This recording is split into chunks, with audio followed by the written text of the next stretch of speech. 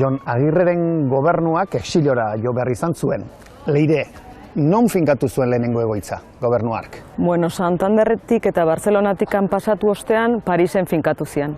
Hantzekaten delegazioa, egoitza, Parisko Avenue Marceau 11. zenbakian zekaten jauregitxo, etxetxo dotore bat, eta han batzen ziren ez bakarrik Euskaldun erbesteratua, baizik eta baita ere Espainiako Errepublikarrak, danentza zan etxe hura aterpe. Eta nolakoa zan euren gobernua? Gobernua zan plurala, baina, klaro, gero gerra egoeran zailburuak banatu zian, eta Parisen gelditu zianen helburua zian berezki bi.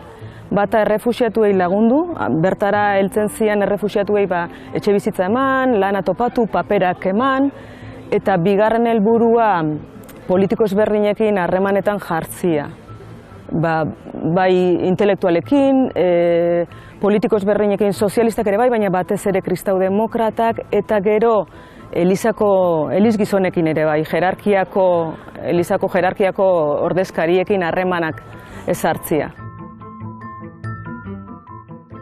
Helburua hasiera baten gerran laguntzia.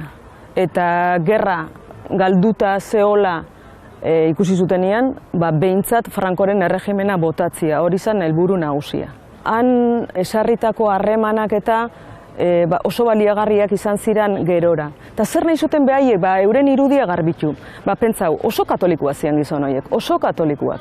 Eta Frankok eman zuen irudi txarra edo, eta behaiek nahi zuten hori garbitzu, zikindutako irudi hori garbitzu, eta demostratu Europako iritzi publikoari Euskal Herria herri bakezalia zala, herri demokrata zala, katolikoa zala, kultura bereizgarri bat zuela, hori nahi zioten demostratu Europari.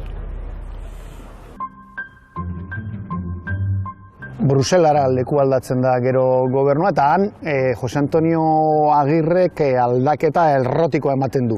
Agirre desagertzen da, ez? Bai, Bruselan jesuiten laguntza izan zuen, eta hor hasten da bere itxura aldatzen. Antiojoa jartetxu, biboti uzten du, eta handikan iesika pasatzen da Anberesera. Eta Anberesen jartzen da kontaktuan Panamako kontsularekin, Germán Gil Guardia Jaenekin. Hark ematen dio pasaporte berria eta beraz identitate berria. Eta Jose Antonio Agirre lekube bihurtzen da Jose Andres Álvarez Lastra. Legetan doktorea eta Panamarra.